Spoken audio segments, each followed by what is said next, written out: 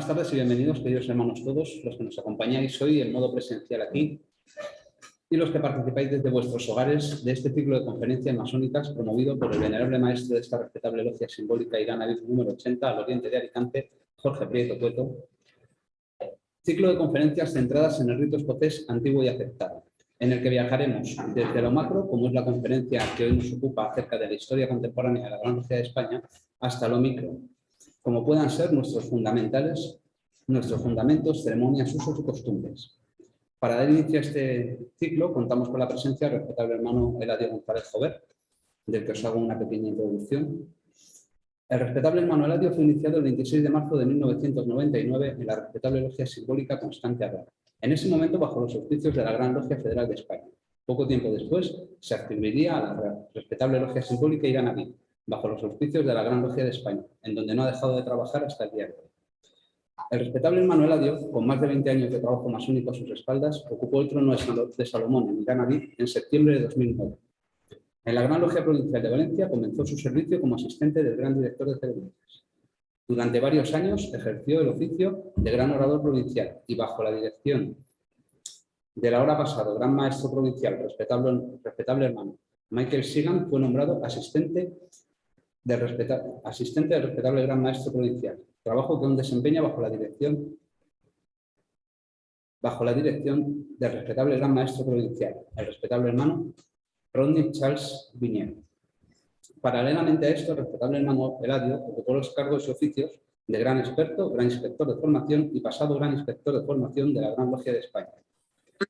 Sublime y valiente príncipe del Real Secreto, 32, ha ejercido durante años como presidente del soberano capítulo Rosacruz Conde de Florida Blanca número 304, así como de orador de este soberano capítulo y de la Cámara K2 Luz de Levante. Y por supuesto como compañero de Arco Real en el capítulo Germaníes número 37 del Supremo Gran Capítulo de España de los masones del Arco Real de Jerusalén. Una dilatada carrera de servicio a la masonería y en esta respetable logia en particular. Bienvenido y gracias por estar aquí, respetable hermano. Muchas gracias. Antes de que el respetable hermano dé inicio a su conferencia, quiero advertiros a todos, comentaros a todos que esta conferencia será grabada, por lo cual entiendo que permanecer en ella es dar vuestra aprobación a este hecho. Muchísimas gracias. Buenas tardes. Si el título de la conferencia Historia contemporánea de la Logia de España, creo que es imprescindible hacer antes, o retrotraernos en el tiempo, un análisis histórico de por qué es Gran Logia de España, por qué en nuestra audiencia también figura de Grande Oriente Español, por qué está ese año de 1889 para poder entender estas cuestiones. Por lo tanto, me vais a permitir que retrocedamos en el tiempo unos 3 siglos atrás y vayamos a la Inglaterra hanoveriana. Deberemos situarnos en Londres en el año 1717, año de la creación de la primera Gran Logia, es decir, la primera estructura masónica organizada.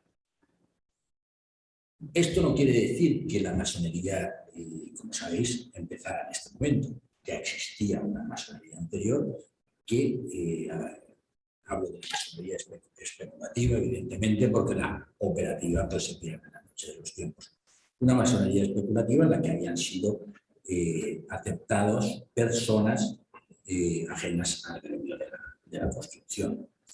Esta masonería empieza a forjarse en las postrimerías del siglo XVI en Escocia y en Inglaterra, y durante todo el siglo XVII se va formando. Es la masonería de Elias Ashmole, hombre de armas, astrólogo, alquimista, científico, soldado.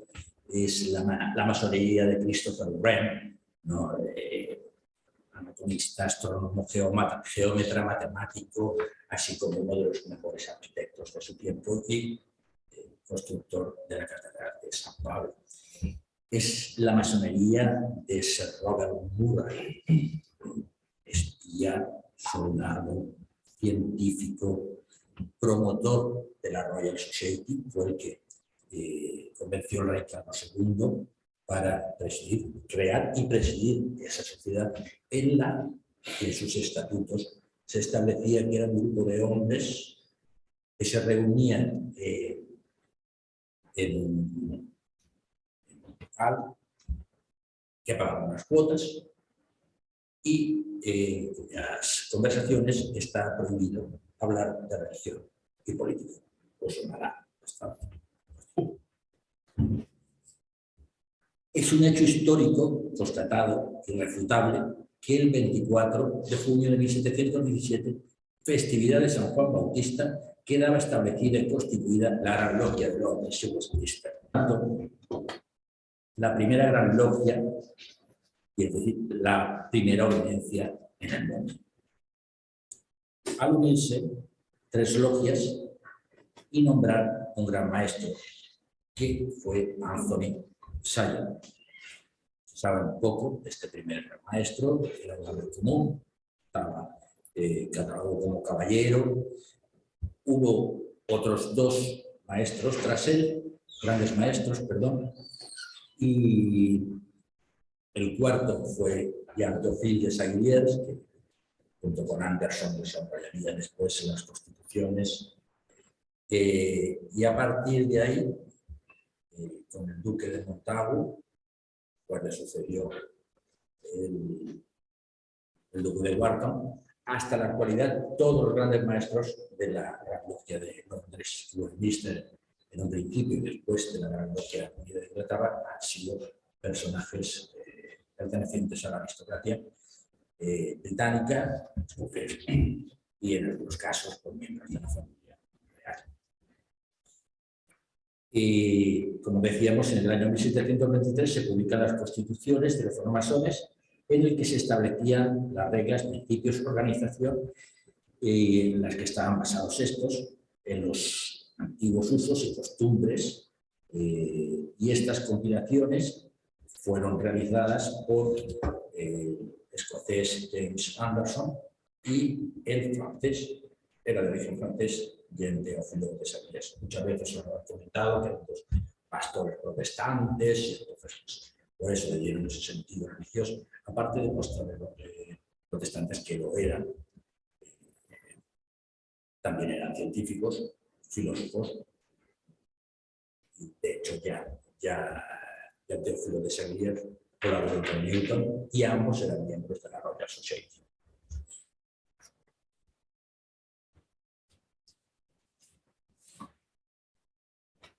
En ellos se establecían unos principios fundamentales, unos límites conocidos con el término inglés de landmark, hitos, límites, y tenían estos un carácter inmutable, tienen, mejor dicho, no correspondiendo a ningún masón ni grupo de masones modificarlos, sustituirlos o ignorarlos.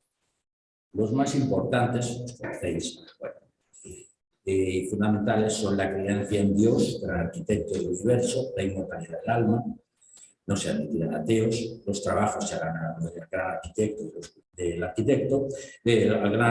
universo, perdón, y los juramentos se realizarán sobre un volumen sagrado. Este presidirá los trabajos. Quedarán prohibidas las discusiones sobre religión y política. Y la masonería está integrada por hombres. Y algo que nos interesa resaltar sobremanera: cada logia deberá estar legalmente establecida por una gran logia reconocida o al menos por 3 logias regularmente constituidas. En cada estado solo podrá existir una gran logia. Esto es lo que se denomina la regularidad de origen. Así se creó la Gran Logia, la reunión de esas 3 logias que forman una gran logia, nombran un gran maestro. Y es, por tanto, la primera estructura masónica que aparece en el mundo. Es histórico e irrefutable. nadie puede discutirlo. Poco después quedarían establecidas las grandes logias de Irlanda en 1725 y la de Escocia en 1736. Primera, segunda y tercera. Surgirían algunos problemas, no todo fue feliz. Entre los hermanos que formaban esas logias, pues se produjo un cisma, pero no debido a que se discutiera ninguno de los principios que se establecían en las constituciones, sino por el ritual que se practicaba. Es el enfrentamiento entre los llamados antiguos y modernos. Y bueno, no vamos a entrar en ese tema, fue algo puramente ritual, pero sí que se dividieron en dos logias, la de los antiguos y la de los modernos. Tanto que se recrudeció bastante el problema hasta que en 1804 pues, hubo un acercamiento. Los dos grandes maestros eran hermanos, eran el duque de Sussex y el duque de Kent, hijos los dos del rey Jorge III, y se llegó a un entendimiento. Ahí comenzó quizás en 1813 el rito de aniquilación, y el 27 de diciembre del año 1813, día de San Juan Evangelista, curiosamente visteis que se fundó el día de San Juan Bautista y se hicieron las paces el día de San Juan Evangelista, creándose con ello la Gran Logia Unida de Inglaterra, que es como actualmente la conocemos.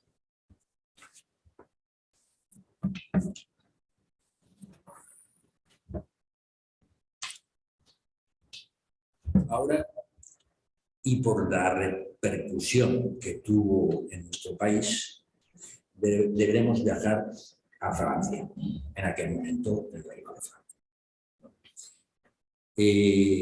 Aunque la masonería especulativa, por su carácter universal, se irá extendiendo, primero por toda Europa, la Europa de aquella época, por supuesto, luego cruzará el océano, las colonias británicas, españolas, a Rusia, siglo XIX, pues se extiende a todos los continentes.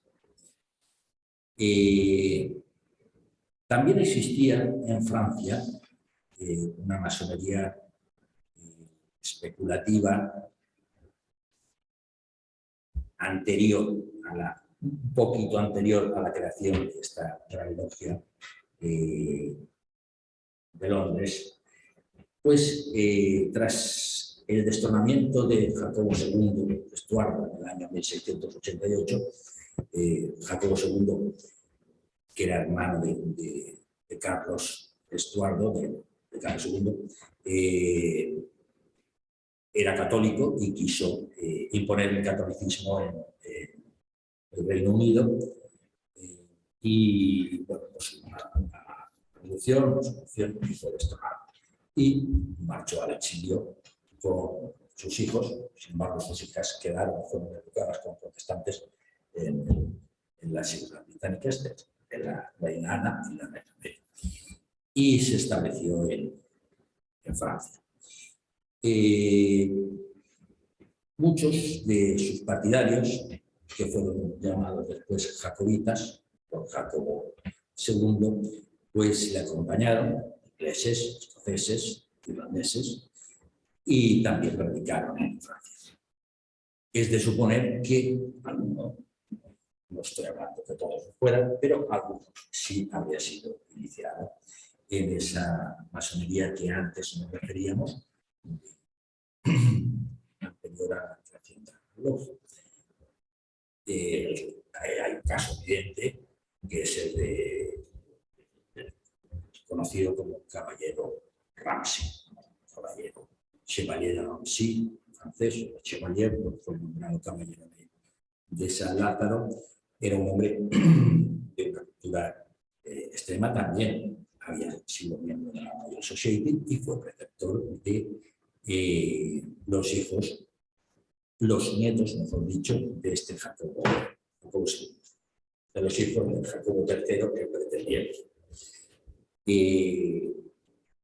A él se debe un texto que os recomiendo que leáis, es el discurso de Ramsay, y también es un hecho, voy a decir constatado, nada en esta época se puede constatar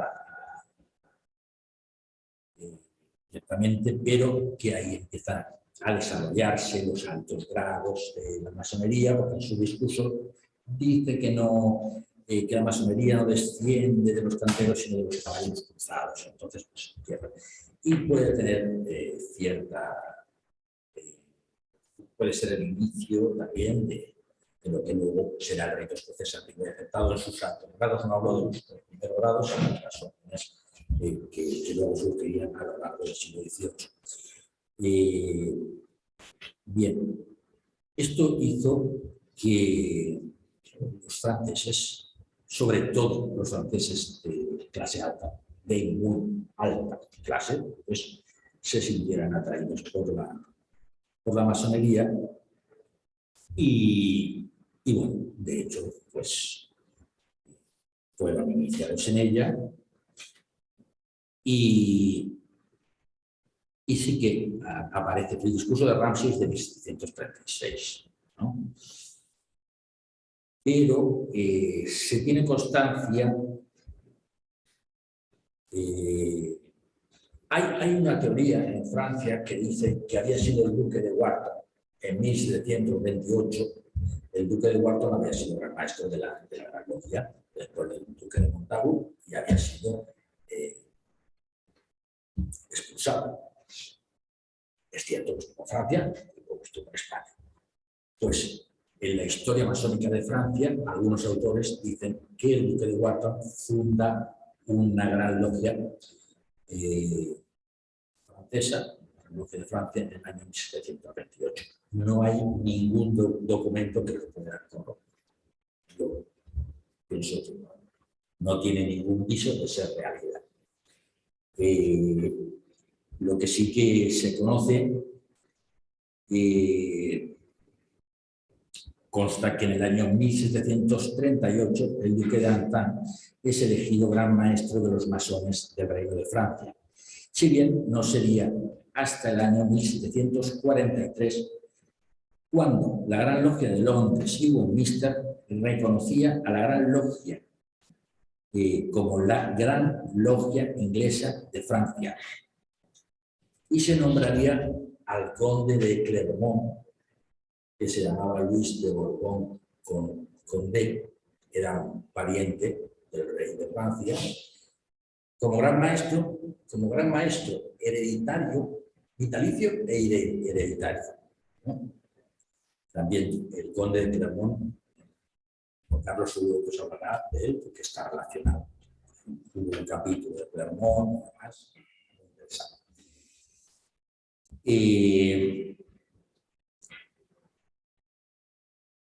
Sin embargo, no fue fácil el proceso, ¿eh? Hasta el año 1768, las logias francesas, como la de Antony, que era una de las más antiguas, no fueron eliminadas de la lista de las logias de la Gran Logia de Londres y Westminster. Y esto en prueba de amistad a la Gran Logia de Francia. No fueron eliminadas del registro del cuadro. Esta supuesta dependencia de Inglaterra, el hecho de que el conde de Clermont fuera gran maestro vitalicio y hereditario en 1741, pues tampoco gustó a ciertos nobles, ¿no?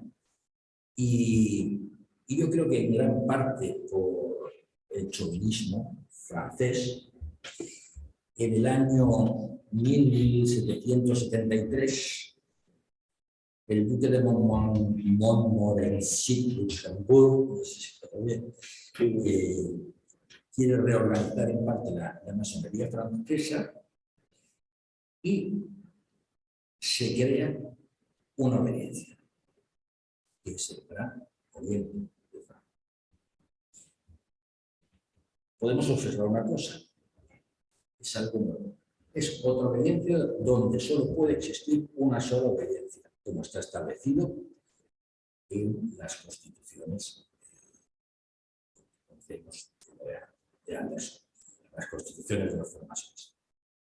Dos obediencias. No se llaman Gran Oriente, se llama Gran Oriente. Le Grand Orient de France.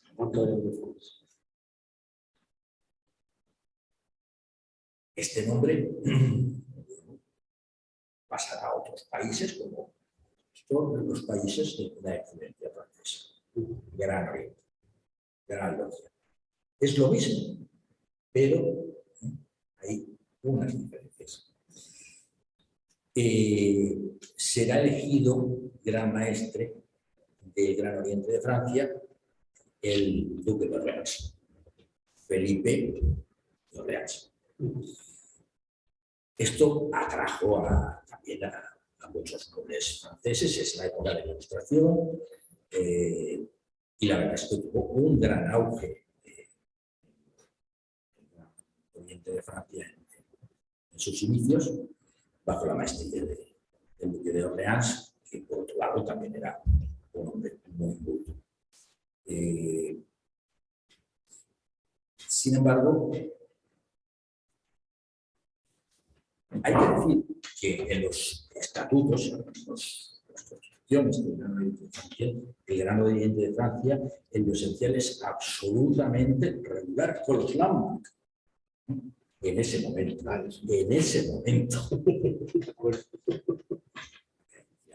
en Dios, la inmortalidad del alma, todo está establecido. ¿Sí?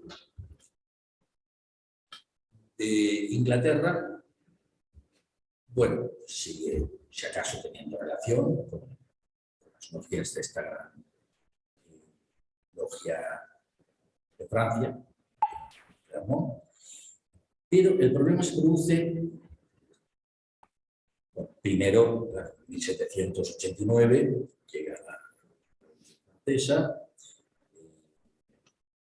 También hay que reconocer que en esta masonería, en esta primera masonería del Gran Oriente de Francia, donde trabajan los estados, donde está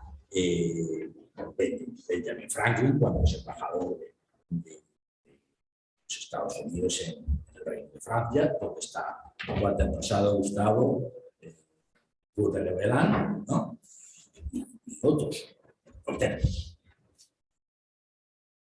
Sin embargo, con la Revolución, y sobre todo en el periodo del terror, la masonería francesa, la del Gran Oriente de Francia, ya podemos hablar de ello porque ya es mayoritaria, ¿no? Es la que se conoce en Francia ya en ese momento. No tienen apenas actividad, las logias se cierran, y bueno, muchos masones son ejecutados en Argentina. De hecho, Felipe de Orleans se hacía llamar entonces Felipe Galité, que votó en contra de su primo Luis XVI. Bueno, fue ejecutado también. Pues llegamos al año 1799, al consulado. Napoleón es nombrado cónsul vitalicio y después emperador de Francia. Napoleón, que no fue masón,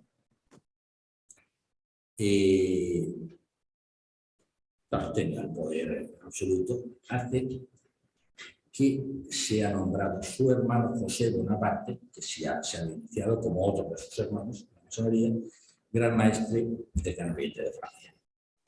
Y quiere que todas las logias francesas sean regularizadas en el Gran Oriente de Francia. El ánimo era controlar la masonería. Cosa ni otra.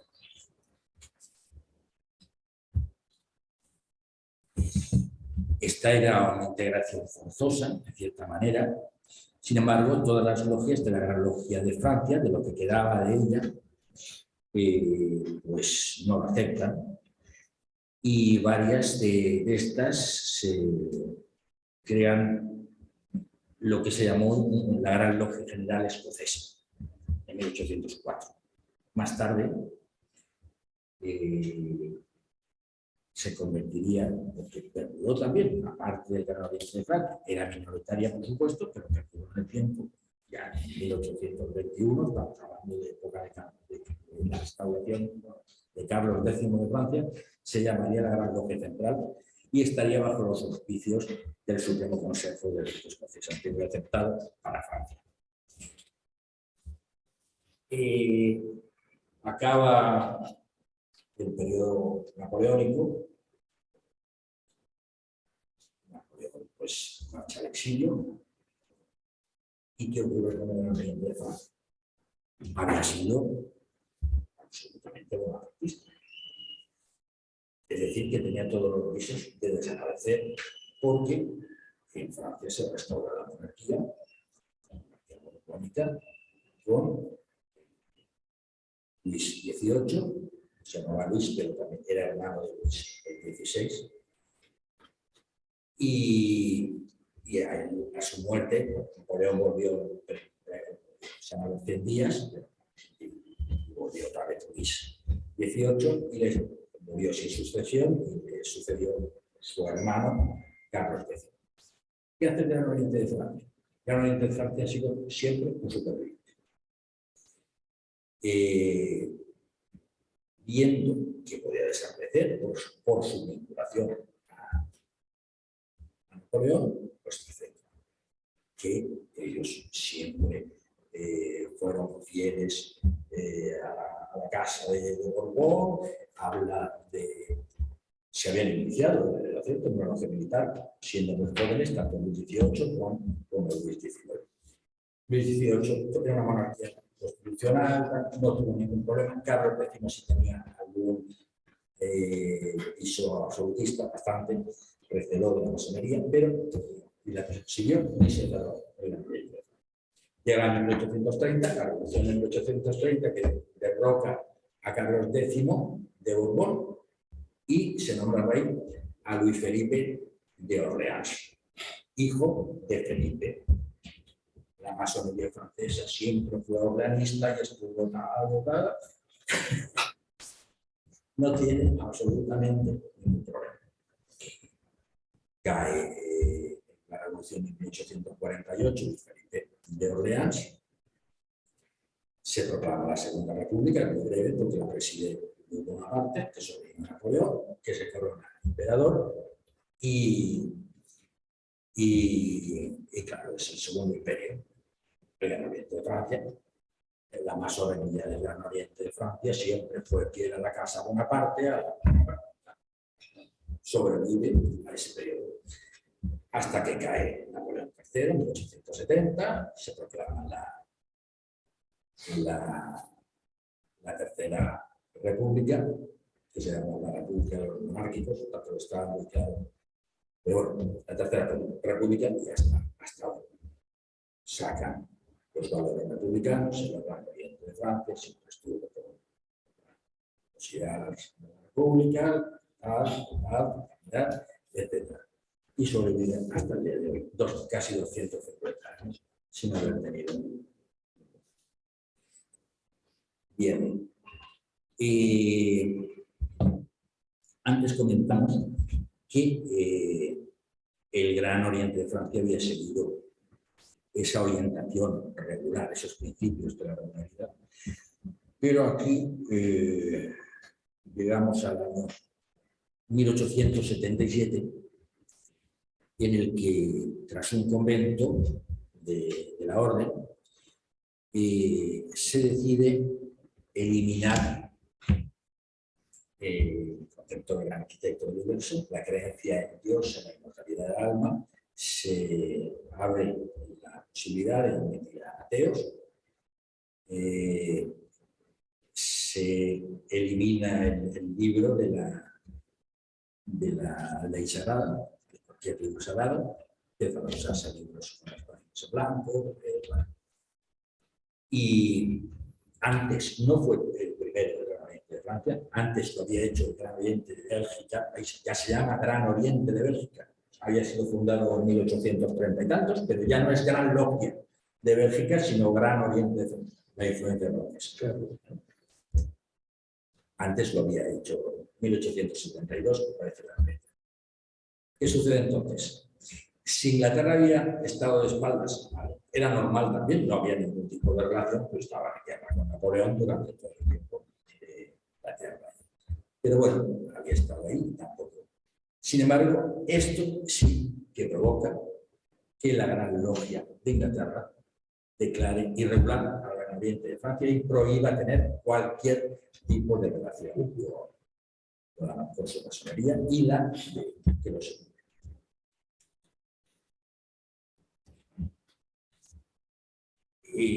Sin embargo, en el aspecto de la masculinidad, ninguna obediencia pone tela de juicio, ¿no?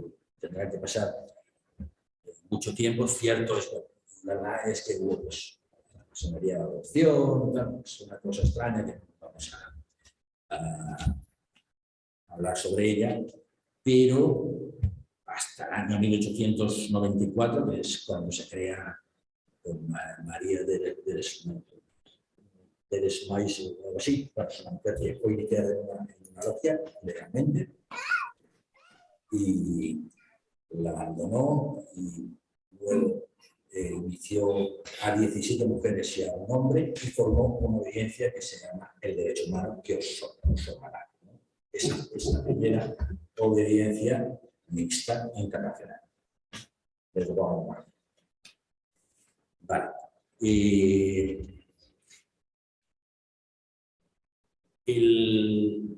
En el año 1913, un grupo de masones franceses que pensaban que el Gran Oriente de Francia había perdido la propia esencia de la masonería y no se diferenciaba claramente de otras organizaciones o clubes políticos, pues crean con dos logias, una se llama Saint de Saint-Amis y la otra la logia Anglaise.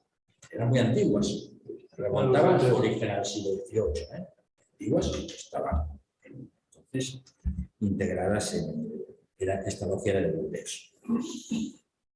Y crean la Gran Logia Nacional Independiente y Regular para Francia y sus colonias, fundada por Robert de Robacourt. Es inmediatamente reconocida por la Gran Logia Unida de Inglaterra. Siendo dos, son tres, pero ya la reconocen. Lo cierto y verdad es que también había muchos ingleses.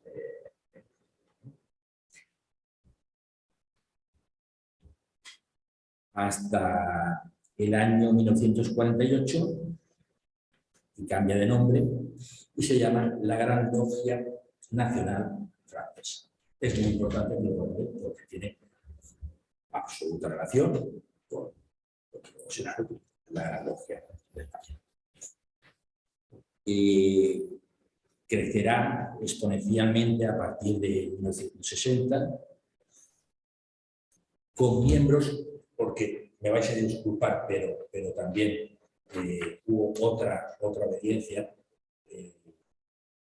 anterior, la Gran Logia de Francia, también por masones descontentos, querían buscar cierta espiritualidad y se refunda una Gran Logia de Francia. Trabaja exclusivamente en en rito escocés antiguo aceptado, salvo unas cuantas logias que por cuestiones históricas trabajan en el rito francés. El rito francés y los Juan Carlos es una de ese tema también.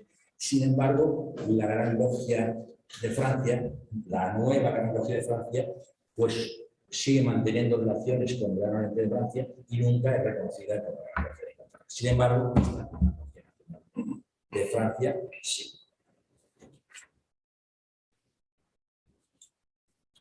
Bien, pues pasaremos ahora a España.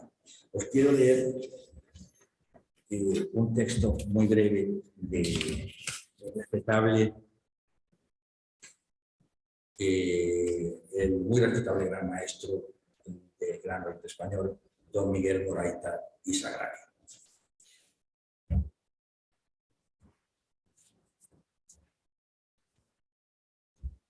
La historia interna de la masonería española no se ha escrito aún y seguramente no se escribirá nunca. Faltarán siempre los documentos del caso necesario. Durante muchos años, las logias no extendieron actas de sus tenidas ni firmaron siquiera expedientes de iniciación. Se hacía indispensable no dejar rastro de sus actos. ¿Cómo, sin existir archivos, narrar las vicisitudes de la orden?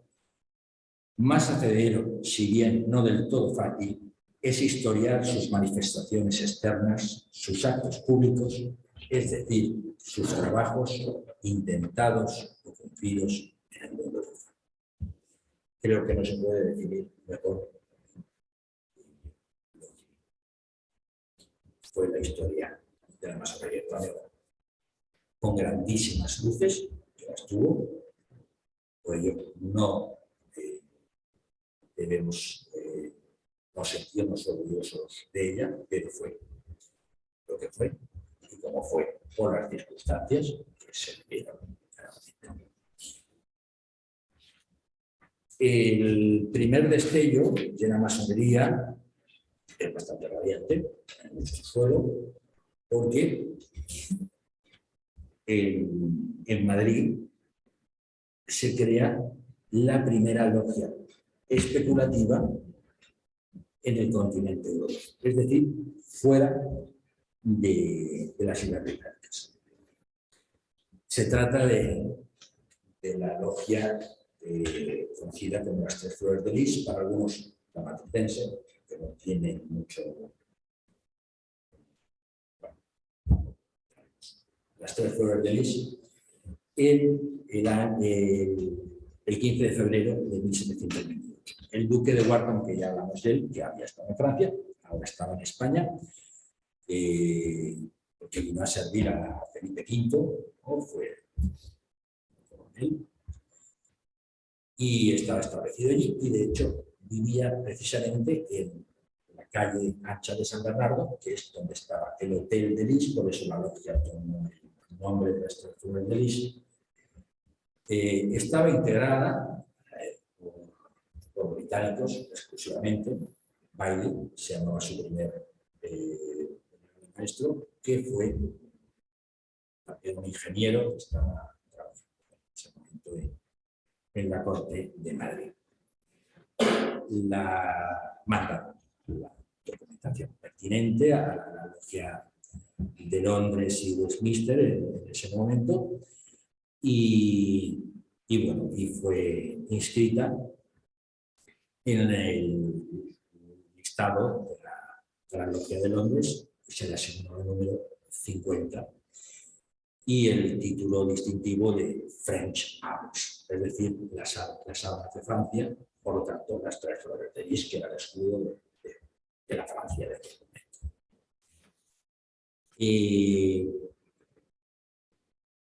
No era una logia española, era una logia de la Gran Logia de Londres en el Reino de España.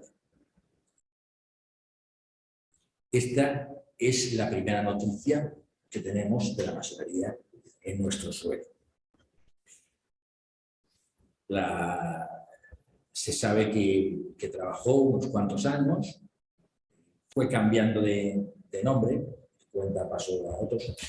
También hemos de decir que se estableció otra logia en la península ibérica, pero en Gibraltar. No podemos decir que no haya que sea en nuestro suelo hasta que se resuelvan los problemas del Tratado de Utrecht. En fin. Y esta logia será eliminada definitivamente en el año 1767. Nos hacemos la pregunta de que si en España hubo masonería en la segunda mitad del siglo XVIII. No podemos ni asegurarlo ni tampoco negarlo. Yo estoy convencido que los masones, pero de ahí a decir que ya existió una obediencia, una gran logia. Los historiadores masónicos del siglo XIX, como Nicolás Díaz de Pérez y otros, pues hablan de que el conde de Aranda, ministro de Carlos III, fundó una gran logia en el año 1760. No hay ningún documento que lo atestigue, no se ha conservado. Ni existen los archivos del Gran Oriente de Francia, ni de Inglaterra mención a ella. Por lo tanto, es más que dudoso que esta teoría fuera. Otros dicen que tras esa gran logia crea un Gran Oriente en 1780. Tampoco hay documentación acerca de esto en los archivos del Gran Oriente de Francia. Y que al conde de Aranda le habría sucedido, tampoco consta su pertenencia a la masonería, por supuesto en España, pero tampoco en Francia. Pero sí hemos de decir que el conde de Aranda es embajador del Reino de España en Francia, que tiene relación con todos los ilustrados de la época, que se cartea con Benjamin Franklin. Si no lo fue, tenía todos los puntos para serlo. Es mi opinión particular, ¿no? Personal. Pero bueno, sí se dice que fue legado en la gran maestría por el conde de Montijo. Esa medida para Fox y Portocarrero. Tampoco consta que este conde de Montijo fuera masón en ningún archivo, ningún documento de la época que se haya conservado del siglo XVIII, es decir, en España, es decir, ninguno, porque no hay ninguno salvo la logia de las 13 leyes. Sin embargo, curiosamente, en una logia del Gran Oriente de Francia aparece como visitante en el año 1804 y tiene el grado 31, cosa que no sorprende, ¿sabes? Que es algo que poco se conoce. Pues nos deja la duda y la hipótesis abierta de que pudo existir esa gran logia o ese Gran Oriente en 1780. No lo sabemos. Lo que sí que es cierto es que tras la invasión francesa en España, hay una masonería del Gran Oriente de Francia, por supuesto, bonapartista, de 1808 a 1813. Esta también es una doble masonería que está integrada, por una parte, por oficiales, por militares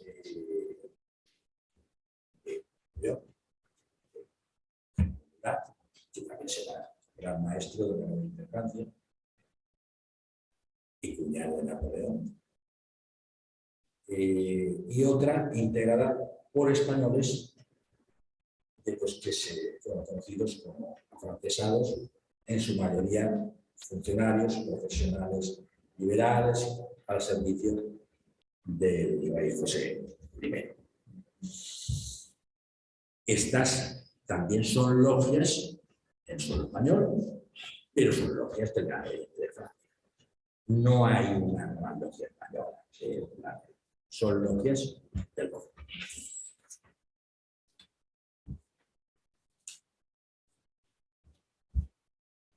También con cierta reserva podemos decir que existiría otra masonería que llamaremos patriota, que sería heredera de la anterior y que podría estar radicada en Cádiz o en otros lugares. Y que después tendría cierta actividad desde 1814, cuando vuelve Fernando VII, sobre todo, sabéis que Fernando VII pues prejuró la Constitución de 1812 y por tanto establece el absolutismo, pero hay un momento, el trienio liberal, de 1820 a 1823, que es obligado a jurar la Constitución, que es un periodo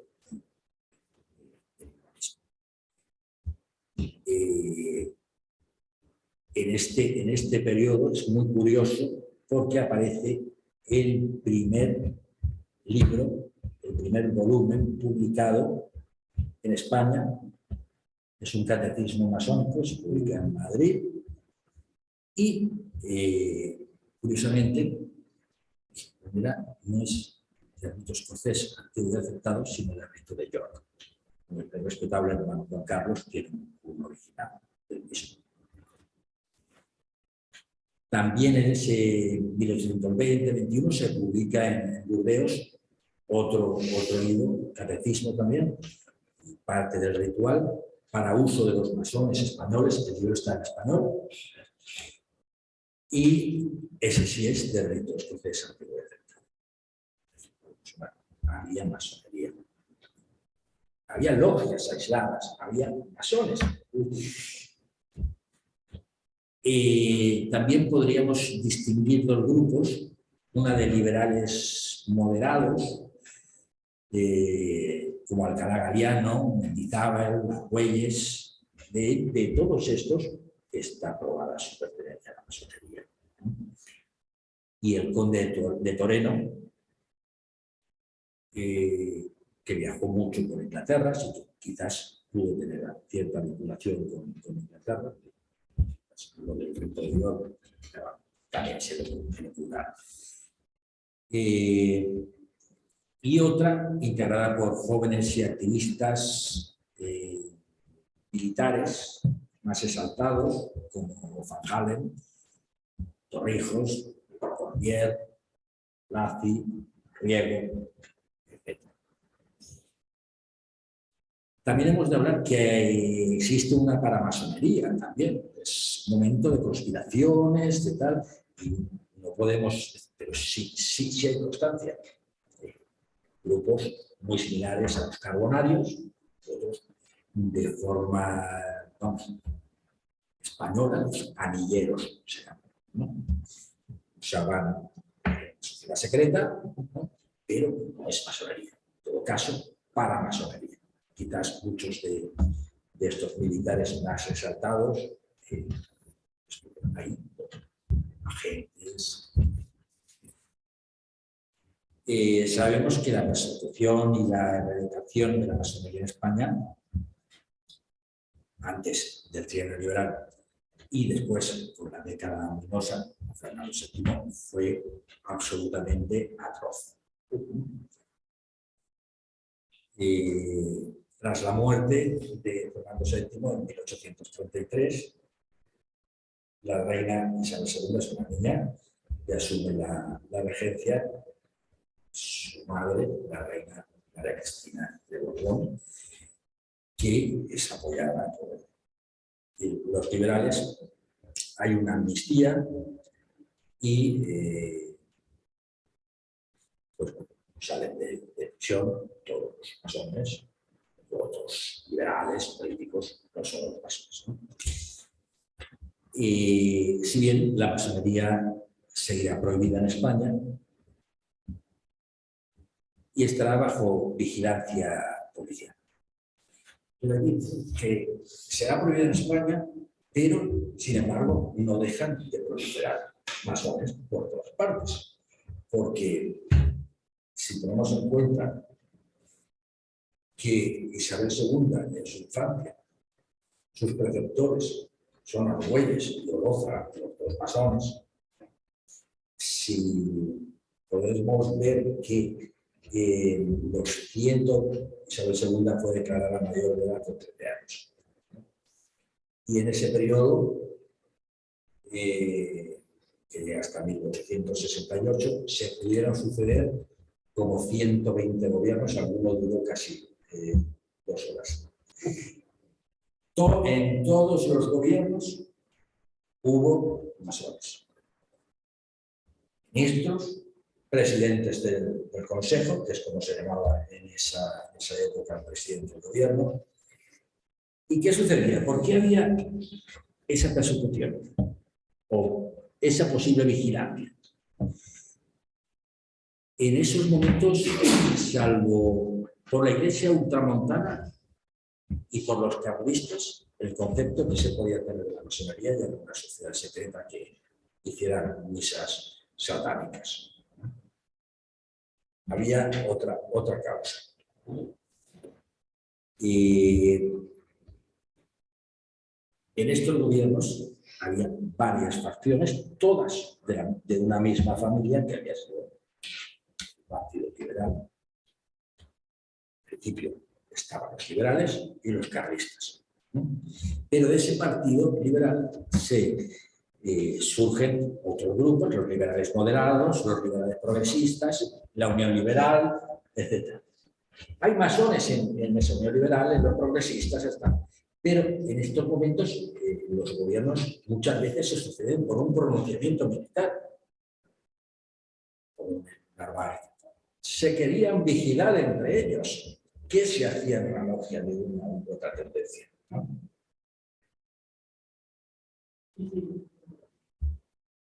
Cuando cae Isabel II, en 1868, por arte de magia, es decir, no ha habido masonería, por arte de magia, surgen 2 grandes obediencias totalmente establecidas, que son el Gran Oriente de España y el Gran Oriente Nacional de España, con el maestro de los 33. No ha existido masonería en ese periodo, es extraño. Bien.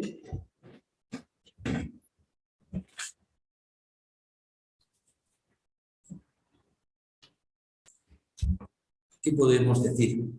Que el problema radica en que en la masonería de este momento, si no integrada en su totalidad, que fue, y hubo grandes, muchísimos hombres, estaba dirigida por políticos. No quiero decir que los políticos fueran malos, ¿no? Pero eran políticos, es decir, y tenían ideas diferentes, y la política pues se transformaba de cierta manera. El Gran Oriente Nacional de España remontaba su origen a ese Gran Oriente del Conde de Aranda de 1780. De hecho, lo celebró el centenario en 1880, públicamente. Bueno, ya era una época que eso ya podía estar registrada en el registro de asociaciones, que de hecho se registró en el Palacio de Cristal del Retiro. Acudió una medalla conmemorativa, el primer gran maestre, el Conde de Aranda, quinto gran maestre, el Marqués de Seoane, que era el gran maestro y una comisión del Gran Oriente Nacional de España fue a entregarle la medalla conmemorativa al rey Alfonso XII. ¿Cómo vinculaba? ¿Quién podía demostrar que es? Pero bueno, de hecho estaba asumido y aceptado que el Gran Oriente Nacional de España venía de ese Gran Oriente fundado por el Conde de Aranda. La segunda gran obediencia era el Gran Oriente de España. El Gran Oriente de España también podía vincular a su ascendencia al Conde de Aranda, pero hablaba de un Gran Oriente que vendría del Gran Oriente de Francia. Tampoco está muy claro.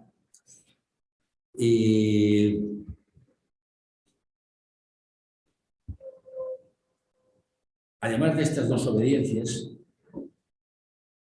surgieron otras, el Gran Oriente Lusitano Unido de 1868, el Gran Oriente Íbero de Juan Huto, la Gran Logia Simbólica Independiente Española en Sevilla, cosas esperpénticas como el Gran Oriente Nacional de Pérez, que se registró así porque fueron masones que se extinguieron y que siguieron a don Juan Antonio Pérez, que era un masón ilustre. Os quiero leer un texto del boletín del Gran Oriente de España de 1871. A título de buenos y legítimos masones amantes de nuestra venerada institución, como hombres honrados y sin olvidar que somos españoles, lamentamos con profundo dolor que en nuestra patria la masonería se encuentre fraccionada hasta lo infinito. La vanidad, el orgullo, el desconocimiento de la verdad, el satánico yo, son los únicos móviles que han impulsado a muchos masones a la formación de varios orientes en España. La unión constituye la fuerza. Unámonos los masones que tenemos fe en su humanitaria y civilizadora idea. Arranquemos la careta a los falsos hipócritas apóstoles que para sus fines particulares quieren monopolizar la dirección de la orden en España.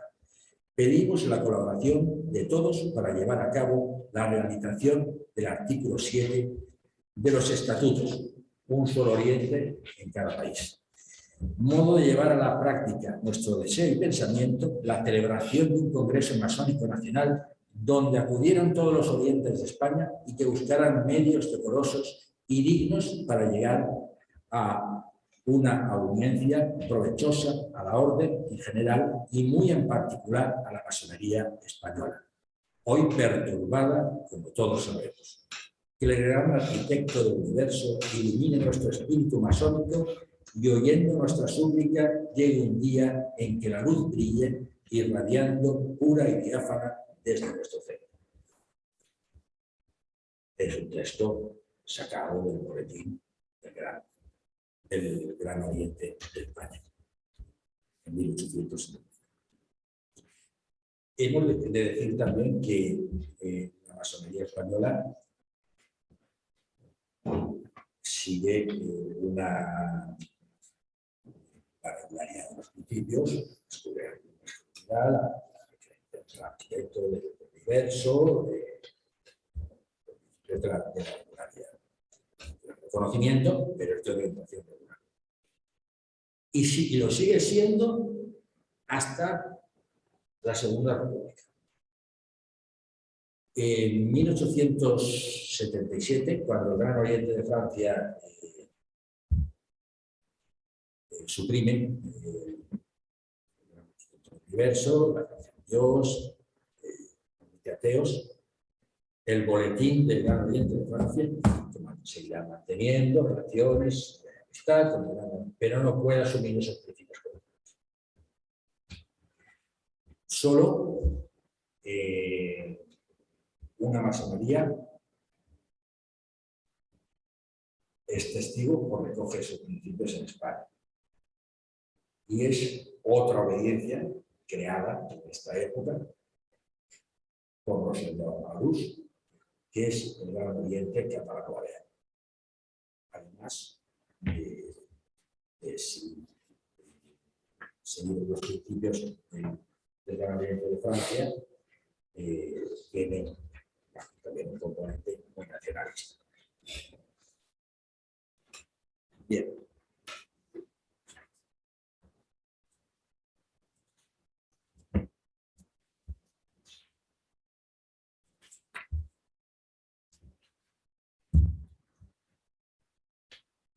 Como habíamos dicho, en 1887 se concedió por primera vez la adscripción legal de la masonería en el registro de asociaciones.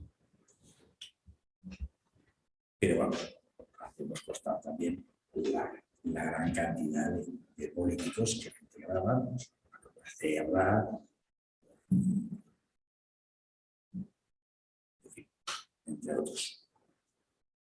¿Qué tenemos que destacar en este momento? Es la figura irrepetible de don Miguel Morayta Sagrario.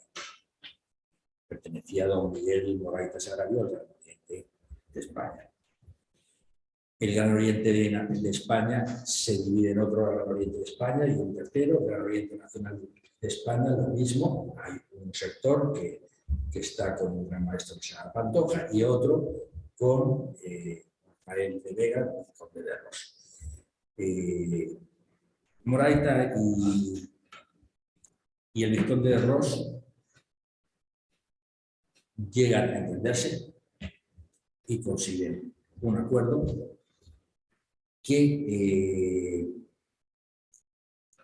tiene como fruto la constitución de una gran logia simbólica central, de esa organización, con el Supremo Consejo de los jueces antiguos, pero el 9 de enero de 1899 se constituye un nuevo cuerpo masónico que adoptó el 21 de mayo de aquel mismo año el título de Gran Oriente Español.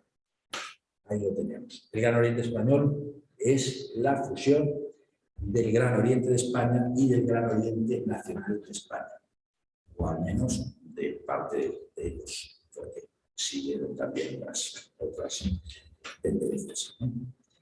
Pero bueno, ya tenemos una gran audiencia que es la que hoy podéis ver. Somos herederos, de esta manera, ¿veis por qué? Junto con la Gran Logia de España, Gran Logia de España, Gran Oriente Español, 1889. Ahí tenéis esa fecha, ¿no? Es cuando se produce el gobierno.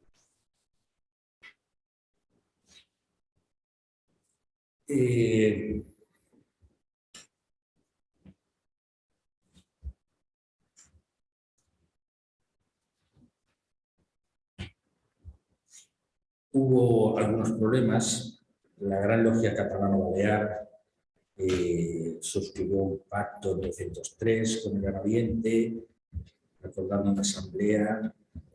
Sin embargo, en marzo de 1921 quiere extender su jurisdicción al resto de España y pasa a llamarse Gran Logia Española.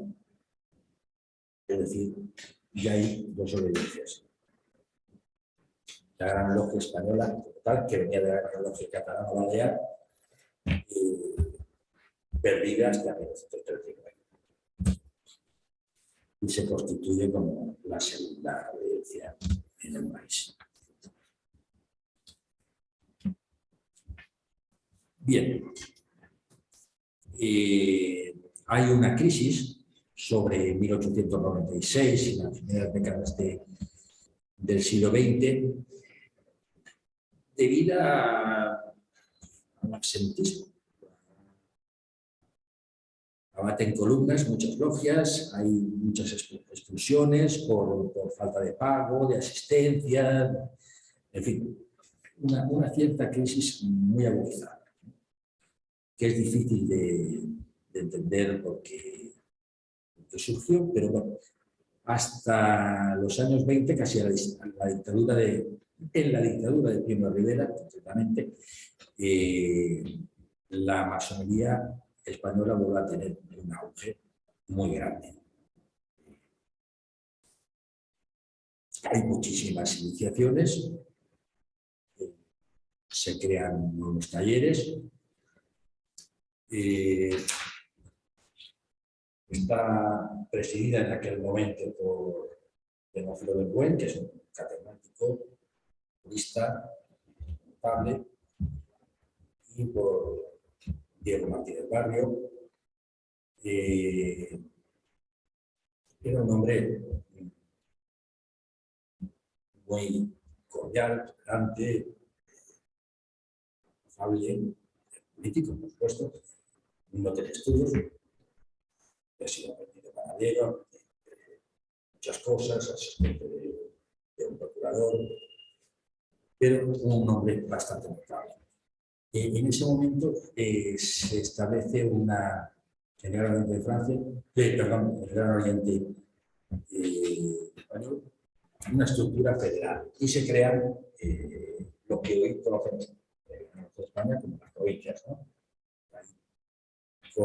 Como 5 provincias, y esa estructura directa, independiente del Supremo Consejo, porque estaban unidos en el siglo XIX, el Supremo Consejo y el Gran Oriente iban de la mano, muchas veces incluso coincidía que el soberano gran comendador del Supremo Consejo pues también era gran maestro, en fin. Esto, si queréis, brevemente era algo ajeno al resto de los supremos consejos del mundo. En un principio el rito escocés que voy aceptado iba del grado primero al 33. Era en sí una organización. Entonces hubo en Lausanne, en Suiza, en 1872, un convento en el que acudieron todos los supremos consejos, menos España, que no pudo ir porque había 2 supremos consejos y no se ponía cuál era. Y entonces, entre otras muchas cosas, aparte de reafirmar la verbalidad, se establece ceder los 3 primeros grados, es decir, los grados simbólicos, a las grandes logias o grandes órdenes. En España eso no se hace. No se hace hasta este momento, hasta los años 20. Bueno, eso. Juan Carlos también lo mismo.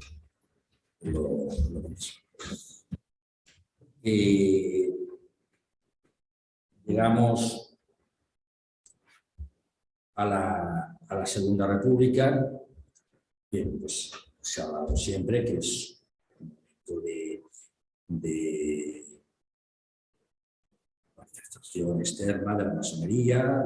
Pues, la República es celebrada por la inmensa mayoría de los masones. Augusto García ha publicado un artículo que titula "La República es nuestro patrimonio", cosa que no se había hecho anteriormente, en 1873, que decía que no se podía celebrar lo que para unos era una alegría y para otros tal, que no se preguntaría si se venía del campo de la monarquía o de la república, que solo se buscaban hombres que dependían. Bien.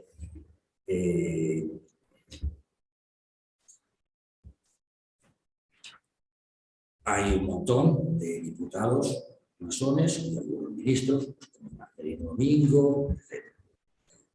Se ha hablado mucho de la influencia de la masonería española en la política de ese momento.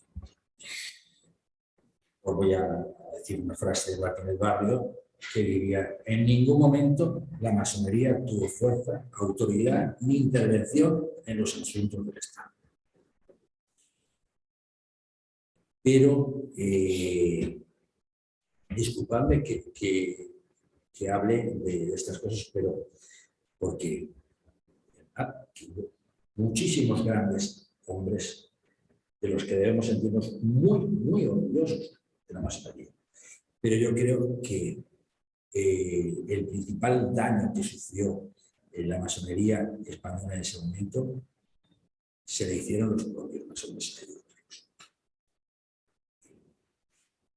No los ataques de la Iglesia, de la fe, de la Francia, es un momento convulso de la República, sino que os voy a leer también un artículo publicado en 1933 por la revista Anatomía, que decía así: la República crea en España a la francmasonería un grave problema de orientación. La política partidista tiende a penetrar en los talleres y la historia y nuestros precedentes nos enseñan las fatales consecuencias que puede producir en nuestra orden tan nefasta intromisión. Los talleres deben entrar de lleno en la vida pura, espiritual y de fraternidad, que es el gran molde de nuestra institución. Cuando la sociedad se polariza, a partir de 1934, los enfrentamientos llegan también a las logias. Hay logias que se enfrentan entre ellas. Hay constancia hasta de venerables que se pegan, se pelean, ¿no? Hay, como decíamos, que la orientación regular se seguía manteniendo. Sin embargo, en 1933 se aprobó una nueva Constitución. Y bueno, se matiza la concepción del arquitecto del universo. Se dice, la francmasonería declara reconocer por base de su trabajo un principio superior e ideal, el cual es conocido por la denominación de gran arquitecto del universo. Exige a sus afiliados el mínimo despertar del espíritu producido por la inquietud eterna en el hombre, de investigar para procurar comprenderla, esa causa suprema. Y por ello declara que no pueden pertenecer a la institución los espíritus adormecidos que no sientan esa inquietud. Es decir, es bastante light, pero el hecho es que se representa de ateos, incluso hay logias que envían, por supuesto, son rechazados y se les recrimina, pero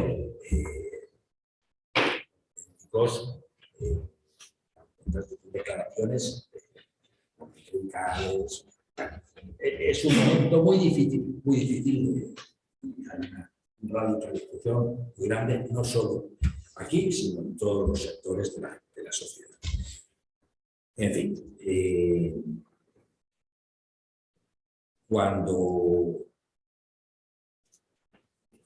16 selecciones de la República Popular, del Estado de Franco, en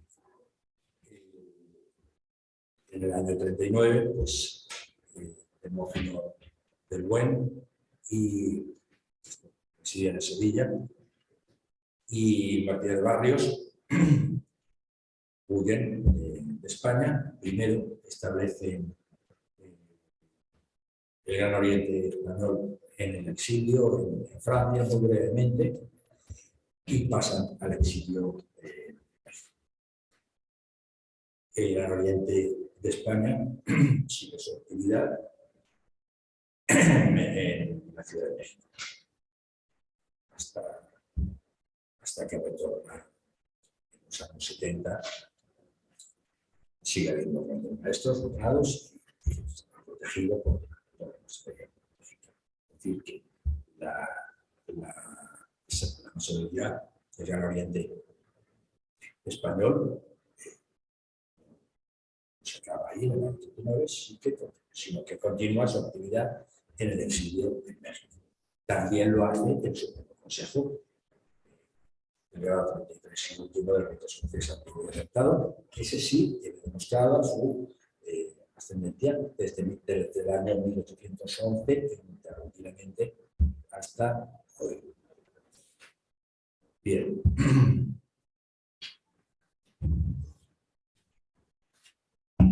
Como todos sabéis, durante el periodo del franquismo, la masonería sufrió una persecución tremenda, atroz, injustificable, porque si hablábamos antes, quizás fueran formas que nosotros no entendemos que la masonería deba practicarse así, ¿no? Que la política entre las logias, que haya discusiones, pero estos hermanos no habían cometido, no habían hecho nada malo, no habían ido en contra de nada. Y de ahí, aquí, recién terminado pues por el mero hecho de ser masón, en la causa general, una acusación, fueron fusilados cerca de unos 2.000 personas, algunos masones, otros acusados de ello, ¿no? En algunos casos casi sin un juicio previo, ¿no? Pues es injustificable. Injustificable es también, pues, la creación de la 1941, de la ley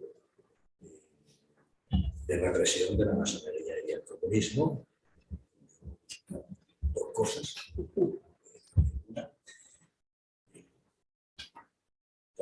Creo que todos conocéis que se puso y que se mantuvo hasta los años 60, por procesados, muchísimos masones, en cárcel, ya no se encuentran de muerte, pero muchos pasaron 7, 12 años de cárcel, cárcel de la libertad, con penas de destierro, en fin.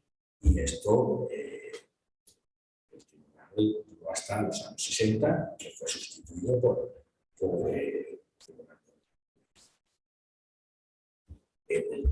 periodo de Franco, desde 1939 hasta su muerte en 1975, que evidentemente no hay masonería en España. Salvo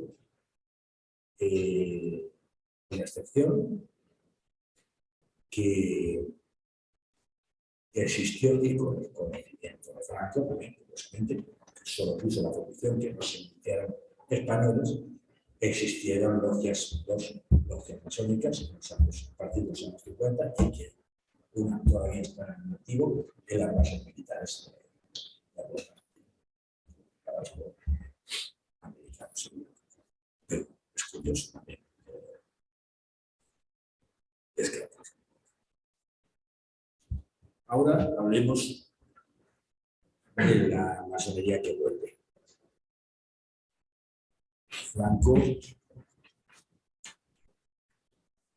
está ya a cumplir años y parte de esos masones en el exilio, en México, en otros lugares, discretamente van volviendo a España e inician una discreta también labor encaminada a preparar la repatriación de la masonería desde el exilio en México.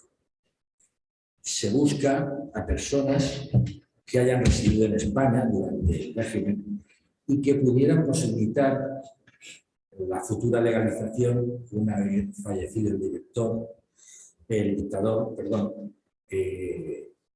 y que previsiblemente pues, España funcionara a una democracia.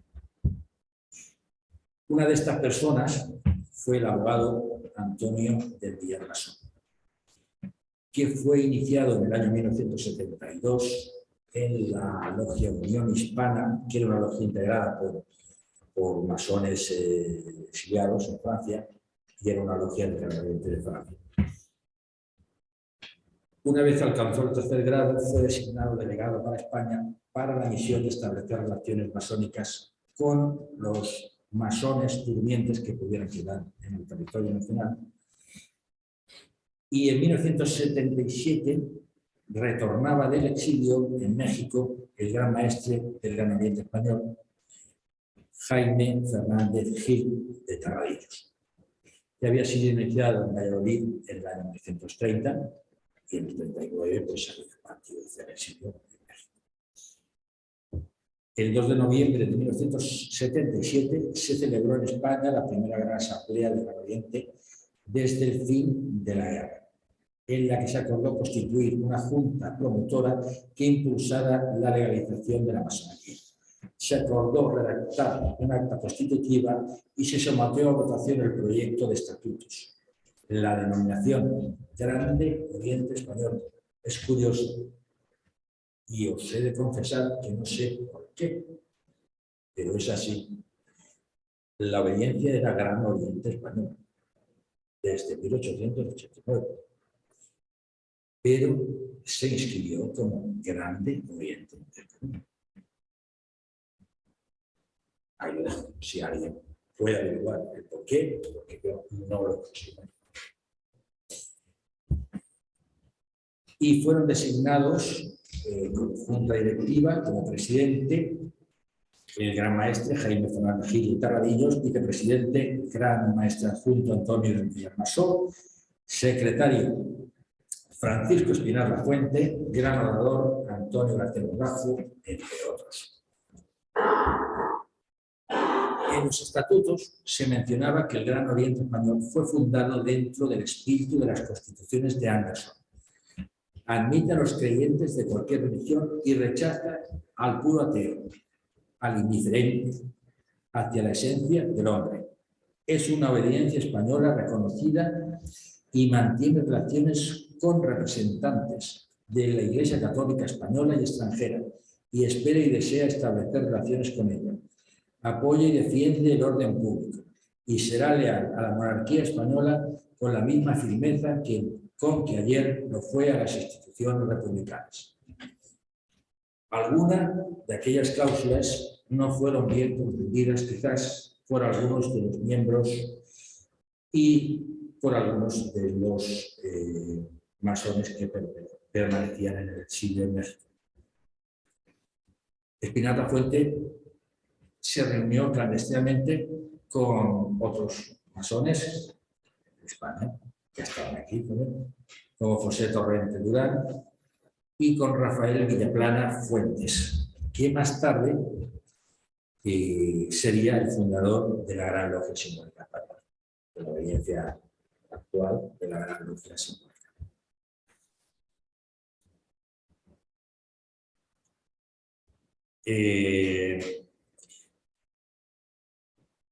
Y en ese mismo momento acuerdan destituir a Gil de Terradillos y designar como gran maestre a Francisco Espinar Lafuente.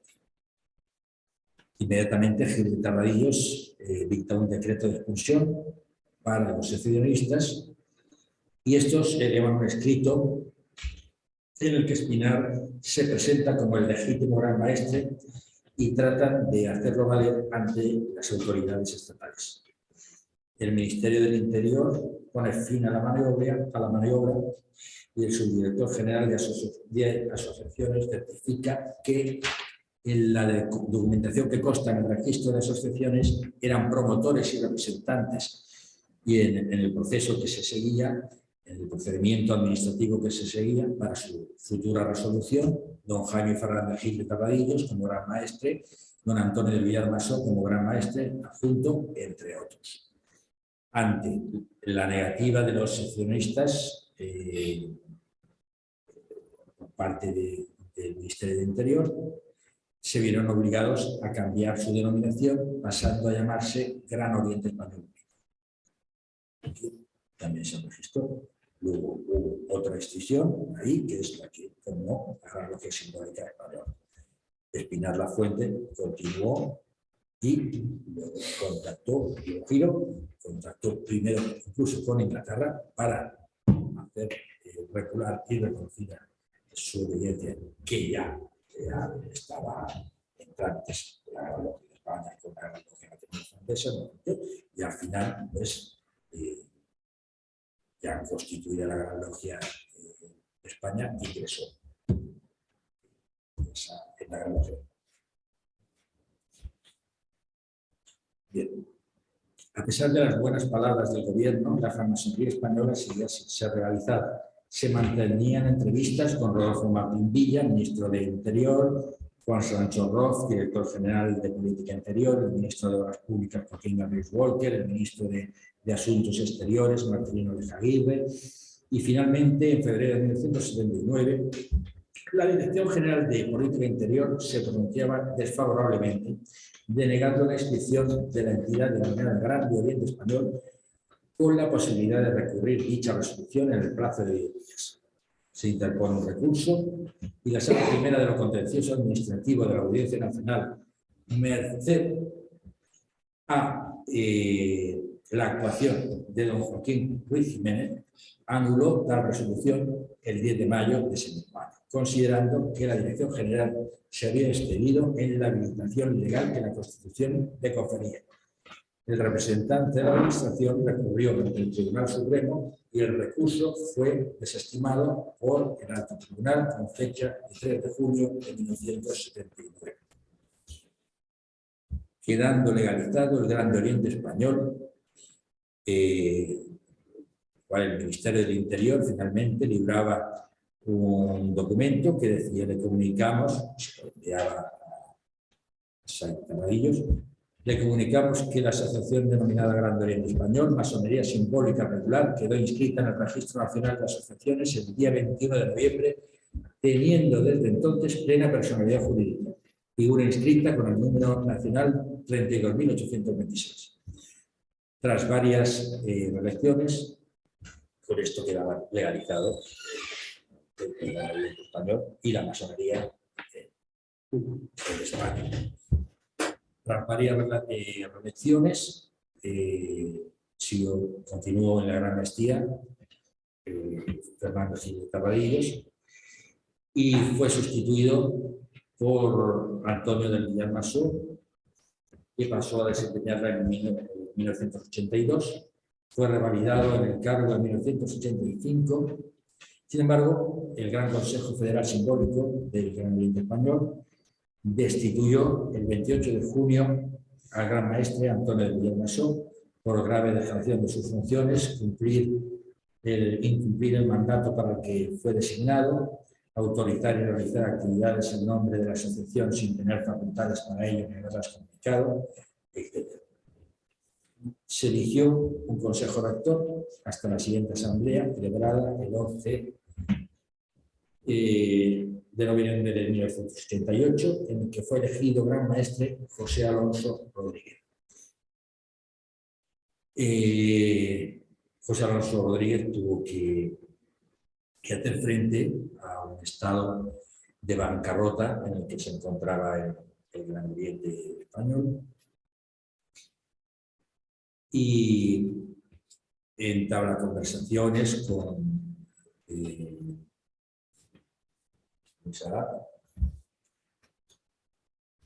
gran maestro de la Mujer de España. Se llega a un acuerdo para compartir los templos, porque el Gran Oriente de España carecía de locales propios. Esto fue en octubre del año 88.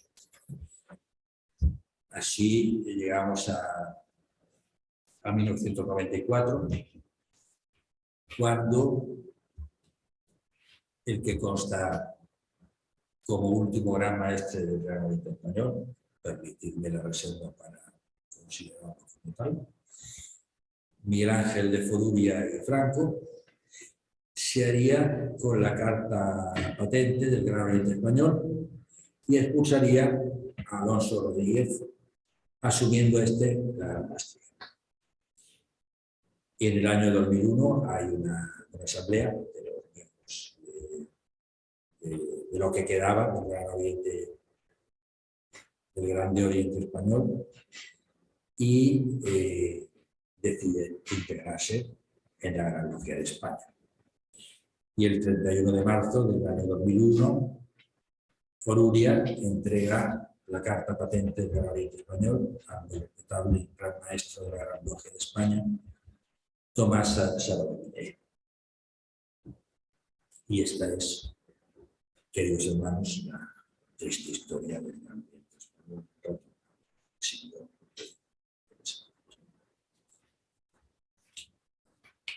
Pasemos ahora a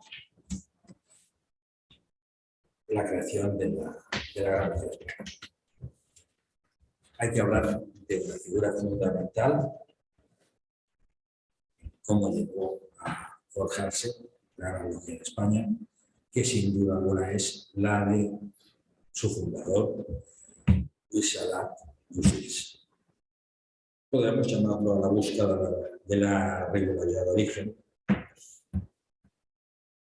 Y Luis Salat Busils nació en Barcelona el 14 de diciembre del año 1914, en el seno de una familia de la burguesía catalana, del ensanche barcelonés. Se dedicaban a la comercialización de los aceites Salat.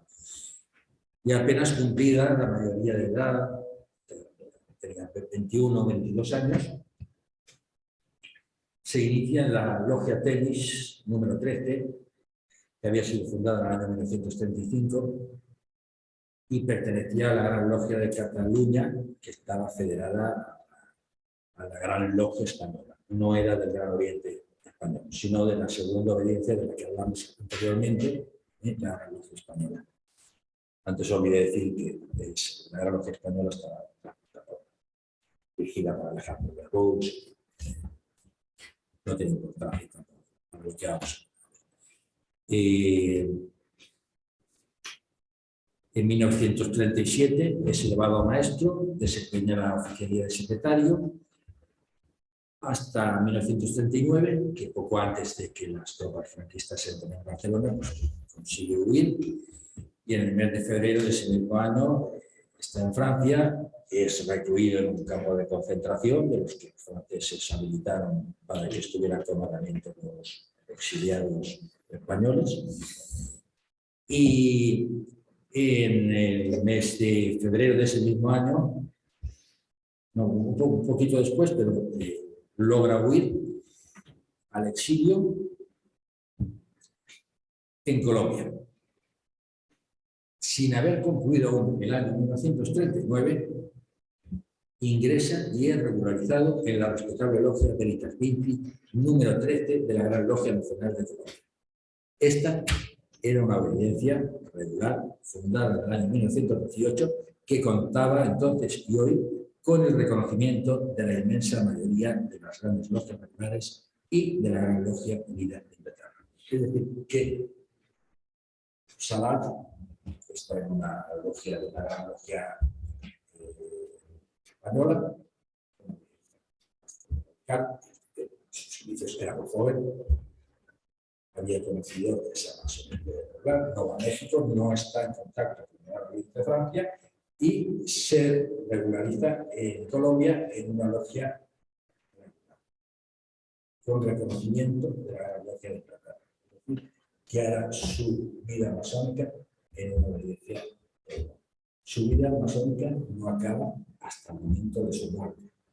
Desde los 22 años, interrumpidamente, hasta su muerte, Luis Salat de Moscú.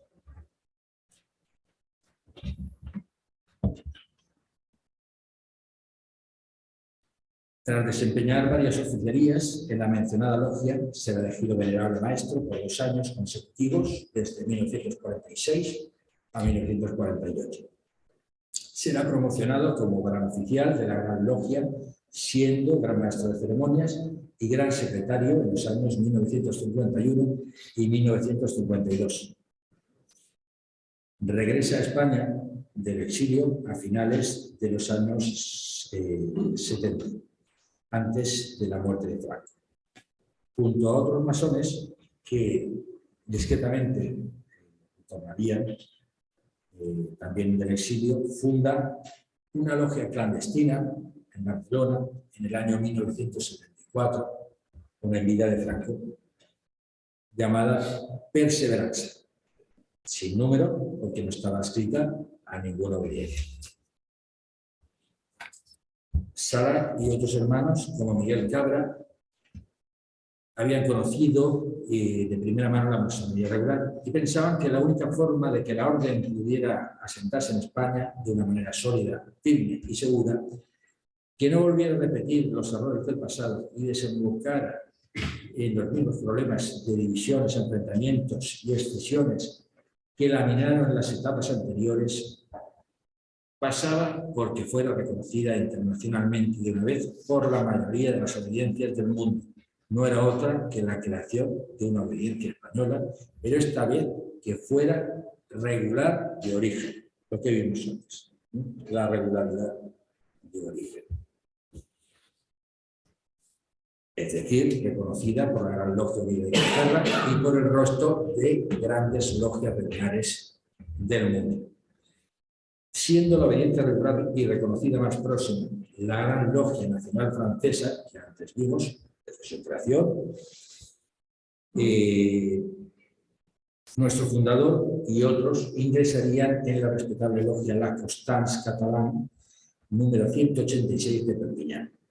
El 14 de mayo de 1967, la Gran Logia Nacional de Francia consagró en Barcelona la primera logia española regular y reconocida desde antes de la Guerra Civil y quizás desde la primera de las tres flores de París.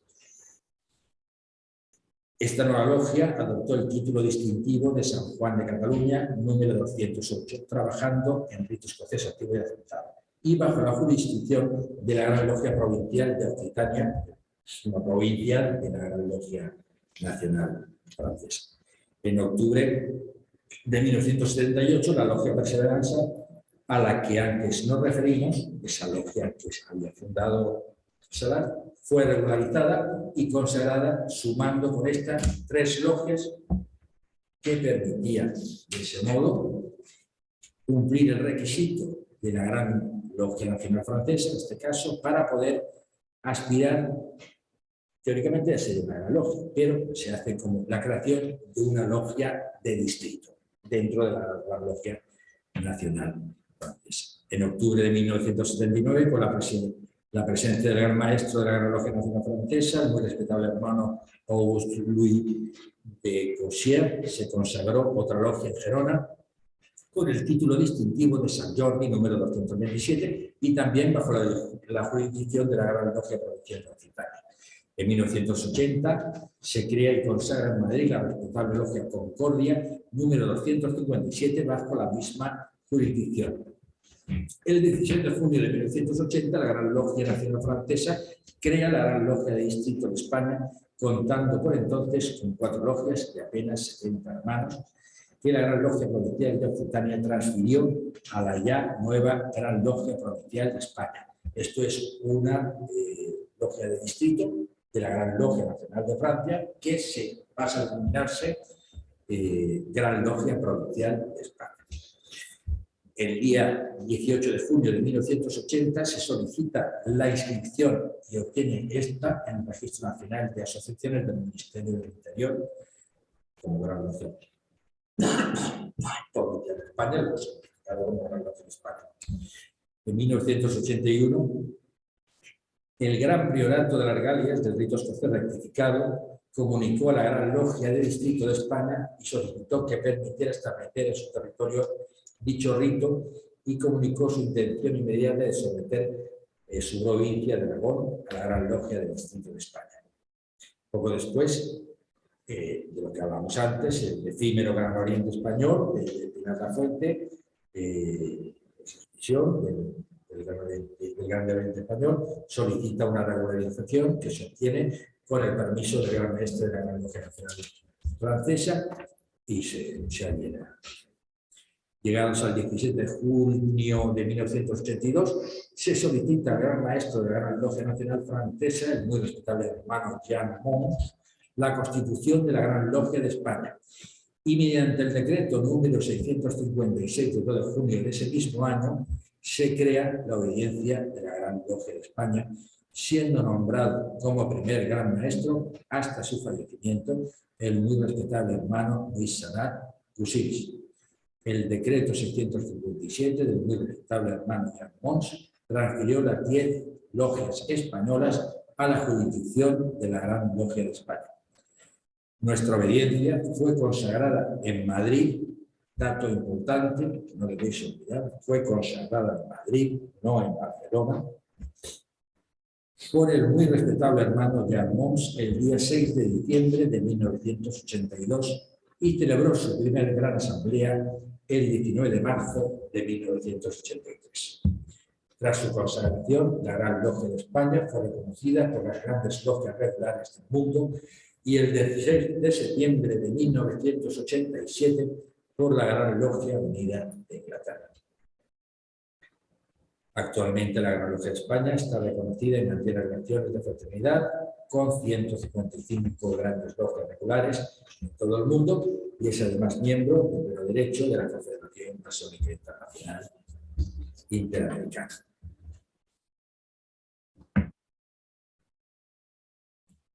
Como ya dijimos antes, también en el 31 de marzo del 2001 se unió el Gran Oriente Español a la Gran Logia de España, formando una única obediencia, y con ello se unieron al fin la historia, las tradiciones de la masonería española en la regularidad masónica de la Gran Logia. Nuestra historia pasada y la futura.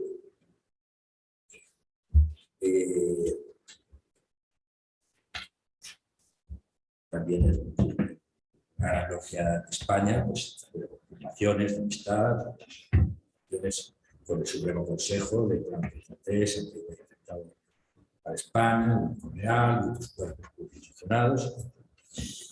Y hasta el momento, como ya os dije, Luis Salat fue, veis ahí su retrato, gran maestro hasta el momento de su muerte. Bueno, Salat murió en el 94.